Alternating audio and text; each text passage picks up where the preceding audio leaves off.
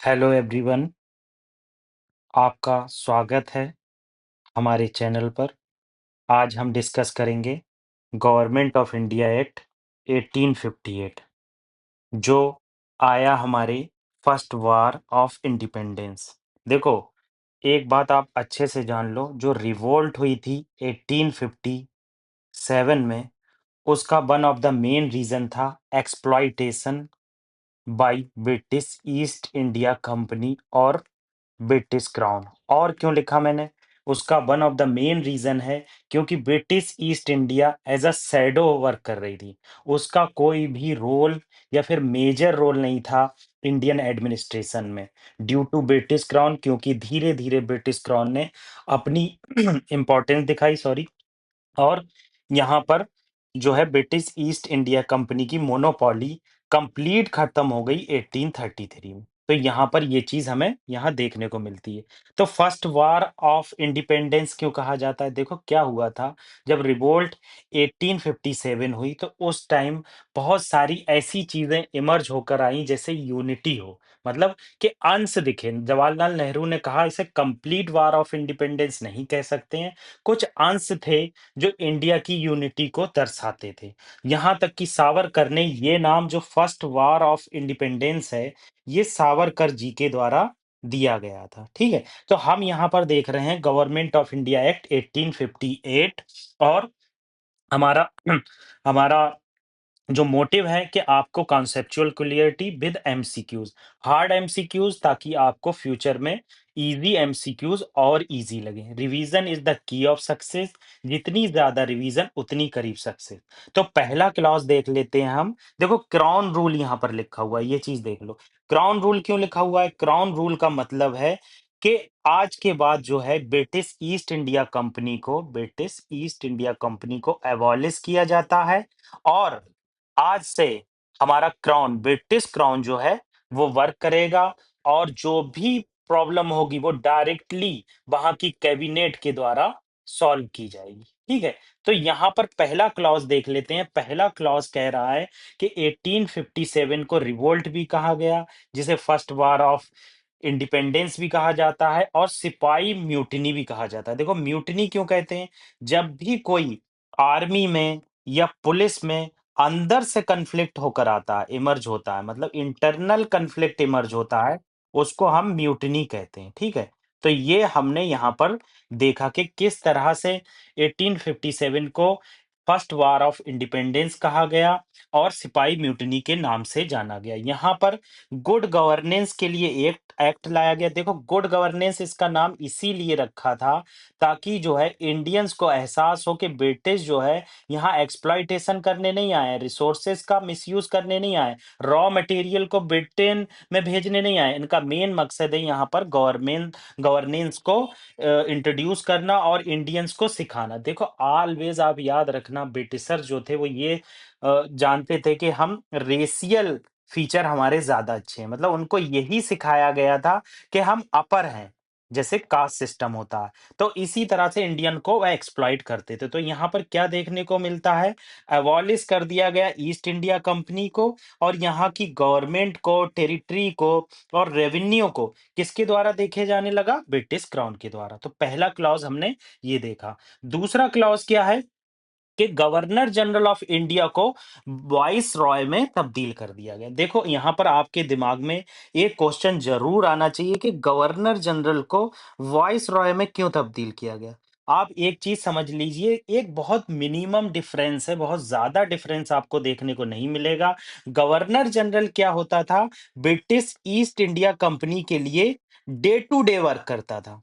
समझ रहे हैं? बहुत माइन्यूट सा डिफरेंस है। जबकि वाइस राय क्या करता था? वाइस रॉय का काम था ब्रिटिश क्राउन के लिए काम करना और यहाँ के एडमिनिस्टर को ओवरव्यू करना। इतना डे टू डे वर्क करना नहीं था। तो ये बस थोड़ा सा डिफरेंस दिखेगा। बाकी क्या किया था? टाइटल बदल दिया था, इसलिए कि ताकि लोगों को फील हो कि गवर्नर जनरल जो है वो एक्सप्लॉइटेटिव सिस्टम है, उसकी जगह वाइसराय ब्रिटिश क्राउन लाई है और वो हमें ज़्यादा से ज़्यादा बेनिफिट प्रोवाइड करेंगे। तो ये चीज़ यहाँ पर देखने को मिलती है। तो हमने यहाँ पर देखा कि कैसे गवर्नर जनरल को एबॉलिश कर दिया गया और वाइसरॉय ऑफ इंडिया का टाइटल इंट्रोड्यूस किया गया और फर्स्ट वाइसरॉय ऑफ इंडिया हमारे बने Lord Canning. Lord Canning first viceroy of India बने। डबल गवर्नमेंट को एबॉलिश कर दिया गया, बहुत इंपॉर्टेंट पॉइंट।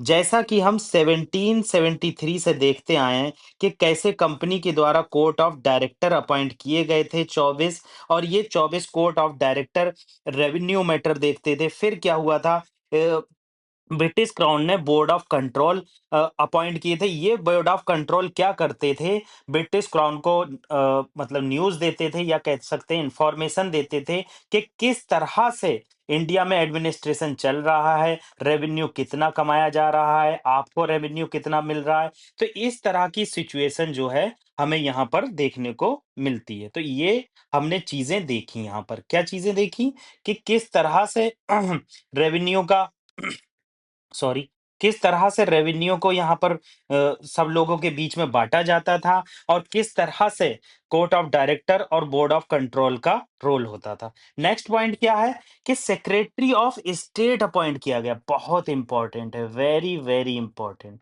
ठीक है? ये आपको याद रखना है कि किस एक्ट से डायरेक्टली पूछेगा, सेक्रेटरी ऑफ इंडिया को अपॉइंट किया गया 1833 के एक्ट से, जब ब्रिटिश ईस्ट इंडिया कंपनी की मोनोपोली खत्म हो गई। कितना सही लग रहा है ये स्टेटमेंट? तो ये बिल्कुल गलत है। जबकि सॉरी, जबकि सेक्रेटरी ऑफ स्टेट या फिर secretary of state of India को अपॉइंट किया गया था गवर्नमेंट ऑफ इंडिया एक्ट 1858 के तहत, और इन्हें एक काउंसिल प्रोवाइड की गई थी 15 मेंबर की। ये 15 मेंबर्स में से सबसे ज्यादा इंपॉर्टेंट चीज क्या है, इंडियन कोई भी मेंबर नहीं था। ये काउंसिल क्या थी, डे टू डे एडमिनिस्ट्रेशन में इन्हें सजेस्ट करती थी। और अदर इंपॉर्टेंट पॉइंट आप एक और जान लीजिए, सेक्रेटरी ऑफ स्टेट जो था वो मेंबर था ब्रिटिश कैबिनेट का। भाई कैबिनेट आप जानते हैं, पॉलिटी में पढ़ी होगा आपने कि पहले काउंसिल होता है, फिर कैबिनेट होता है। कैबिनेट में बहुत कम मेंबर होते हैं, तो कैबिनेट का सदस्य होता था सेक्रेटरी, मतलब डायरेक्टली ब्रिटिश क्राउन को सारी न्यूज़ दी जा रही थी, ठीक है?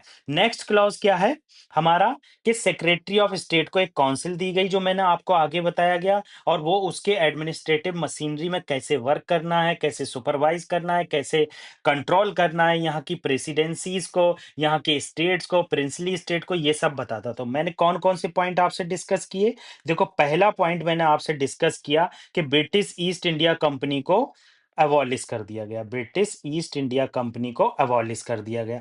दूसरा पॉइंट क्या किया गया? गवर्नर जनरल ऑफ इंडिया की पोस्ट अबॉलिश कर दी गई, वाइसरॉय की पोस्ट आई और लॉर्ड कैनिंग हमारे पहले वाइसरॉय बने। तीसरा पॉइंट मैंने क्या डिस्कस किया? Double government, court of director को एंड बोर्ड ऑफ कंट्रोल को अबॉलिश कर दिया गया, ठीक है? और चौथा पॉइंट मैंने क्या डिस्कस किया? सेक्रेटरी सेक्रेटरी ऑफ स्टेट्स को इंट्रोड्यूस किया, secretary of state for India को इंट्रोड्यूस किया और उसकी 15 मेंबर कैबिनेट की। और पांचवा पॉइंट मैंने क्या डिस्कस किया कि इस कैबिनेट में कोई भी इंडियन मेंबर नहीं था, जो यहां पर नहीं दिया। तो इस तरह से मैंने 1858 के सारे क्लॉजेस आपको डिस्कस किए। आगे मैं इससे रिलेटेड एमसीक्यूज डिस्कस करता हूँ। Revision is the key of success, जितनी ज्यादा रिवीजन उतनी करीब सक्सेस, ठीक है? तो हम क्वेश्चन देख लेते हैं। With reference to the Government of India Act 1858, consider the following statement. आपको कंसीडर करना है फॉलोइंग स्टेटमेंट और इसमें से बताना है कौन सा करेक्ट है, ठीक है? तो पहला क्या है?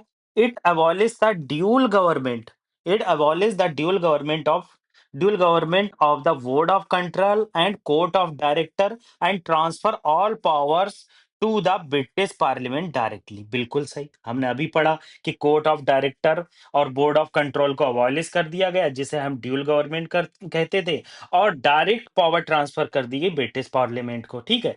It introduce the system of parliamentary democracy in British India. ओफो, ऐसा कभी हुआ? इंडिया का एक मेंबर तो कैबिनेट में, काउंसिल में था नहीं, जो उसको सेक्रेटरी ऑफ स्टेट को सजेशन देता था, तो पार्लियामेंट्री डेमोक्रेसी कैसे आ जाएगी? तो बिल्कुल गलत हो गया ये। It provided the appointment of Secretary of State for India with the 15 member advisory council। बिल्कुल ठीक, मैंने आपसे डिस्कस किया। अब आप आंसर देख लीजिए। देखो पहला सही है, दूसरा गलत है। अगर आप दूसरा काटोगे तो पहला कट जाएगा, दूसरा काटोगे तो आपका ये भी कट जाएगा, तो 2 बचे। अब इन 2 में से आप देख लो, पहला तो सही है तो सी हो गया। तो आंसर देखो आपका ये सी है। ठीक है? तो हमने यहाँ पर देखा कि अबॉलिश कर दिया गया बोर्ड ऑफ कंट्रोल को, नो पार्लियामेंट्री डेमोक्रेसी थी, सेक्रेटरी ऑफ स्टेट के साथ 15 मेंबर की काउंसिल करी गई। नेक्स्ट क्वेश्चन देख लेते हैं। नेक्स्ट क्वेश्चन कह रहा है, which of the following institutional changed were brought by government of India Act 1858? Correct बताना है। कौन से चेंज इंस्टीट्यूशनल लाए गए थे?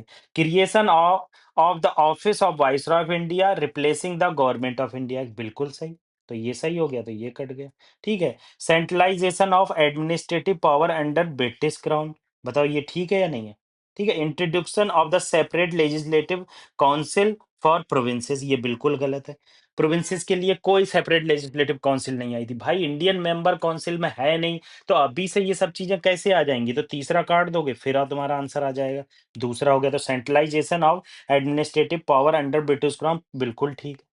सेंट्रलाइजेशन कब से खत्म होगा? 1861 का एक्ट जब आएगा, तो उस समय 1773 में जो सेंट्रलाइजेशन स्टार्ट हुआ था वो यहाँ जाकर खत्म होगा। तो ये वैसे ही गलत हो गया। आप इसका आंसर देख लो। गवर्नर जनरल वाइसरॉय दिया गया, ठीक है, उपाधि। ब्रिटिश क्राउन डायरेक्ट कंट्रोल करता था। नो सेपरेट प्रोविंशियल काउंसिल थी। ये कब आई? 1861 से। तो ये हमने पूरा एक्ट डिस्कस कर लिया। आपको कोई दिक्कत नहीं होना चाहिए। अगर ज़्यादा अच्छे से सुनना है तो आप 1.5 की या 2 की स्पीड से सुनिए। तेज़ी से कवर कीजिए। Revision is the key of success. जितनी ज़्यादा रिवीजन उतनी करीब सक्सेस।